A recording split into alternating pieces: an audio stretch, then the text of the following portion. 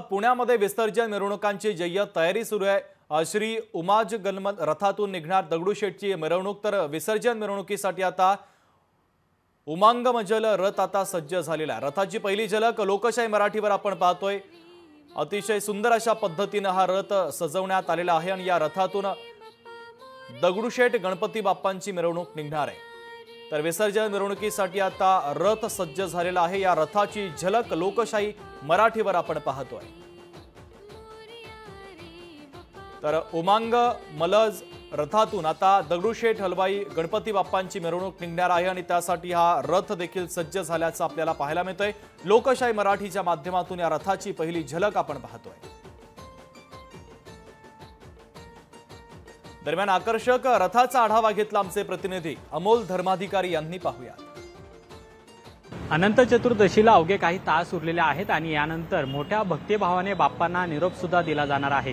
पुण्यातल्या गणेश विसर्जन मिरवणुकीमधलं सर्वात आकर्षण असतं ते म्हणजे श्रीमंत दगडूशेठ हलवाई गणपतीची विसर्जन मिरवणूक। यंदा या श्रीमंत दगडूशेठ हलवाई गणपतीची विसर्जन मिरवणूक ज्या रथातून निघणार आहे तो उमांग मलज रथ आपण सध्या या ठिकाणी पाहतोय। डोळ्यांचं पारणं फेडणारा हा रथ सध्या आपल्याला या ठिकाणी पाहायला मिळते आणि जे जटोली शिवमंदिर जे साकारण्यात आलेलं आहे अगदी त्यानुसार हा जो रथ आहे तो सुद्धा या ठिकाणी साकारलेला पाहायला मिळतात। आकर्षक असं जी दिव्यांची आरास आहे ती सुद्धा आपल्याला या ठिकाणी पाहायला मिळतात। तर जे खांब आहेत 8 खांब असे या ठिकाणी उभारण्यात आलेले आहेत आणि त्यानुसार हा रथ आहे तो सुद्धा साकारण्यात आलेला आहे। 15 बाय 15 आणि उंचीला जवळपास 24 ते 25 फुटांचा आकर्षक असा हा रथ आहे जो उद्या विसर्जन मिरवणुकीमध्ये सर्वांचंच लक्ष वेधून घेणार आहे आणि भव्य अशी विद्युत रोषणाई देखील या रथाला या ठिकाणी आपण पाहतोय आणि ज्या ठिकाणी बाप्पा विराजमान होणार आहेत त्या ठिकाणी सध्या बाप्पांची जी प्रतिकृती आहे ती सुद्धा या ठिकाणी ठेवण्यात आलेली आहे आणि कशा पद्धतीने हा विसर्जन मिरवणुकीमध्ये रथ आपल्याला पाहायला मिळणार आहे त्याची ही झलक आहे ती आपण लोकशाही मराठीमध्ये पाहतोय की अशाच पद्धतीने उद्या विसर्जन मिरवणुकीमध्ये श्रीमंत दगडूशेठ हलवाई गणपतीची मिरवणूक आहे ती सुद्धा या ठिकाणी निघणार आहे।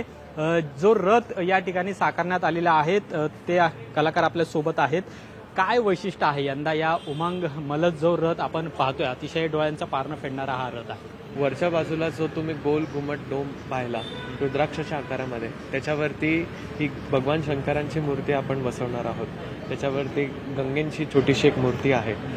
तर गंगा ज्या वेळेला अवतरणार होत्या पृथ्वी तलावरती आणि भगवान शंकरांनी आपल्या जटेमध्ये गंगेला ज्या वेळेला घेतलं तर त्याच्यात जो संवाद आढळून आला आणि त्या संवादामध्ये भगवान शंकरांनी जे गणेश हृदय स्तोत्र गंगांना सांगितलं तर त्याच्यामध्ये त्याच्या अर्थामध्ये गणपती बाप्पाची जी 21 नावं आली त्या 21 स्वरूपीवरती कळस आपण बनवलेले आहेत। खालच्या बाजूला 21 नंदी आपण घेतलेले आहेत आणि 8 मोठ्या खांबांवरती उभा असा हा संपूर्ण रथ आपण तयार केला आहे। उद्या साधारण 4 वाजता श्रीमंत दगडूशेठ हलवाई गणपतीची विसर्जन मिरवणूक निघेल आणि संध्याकाळ झाल्यानंतर या विद्युत रोषणाईमध्ये श्रीमंत दगडूशेठ हलवाई गणपती बाप्पा विराजमान होतील आणि विसर्जन मिरवणुकीमध्ये सहभागी होतील।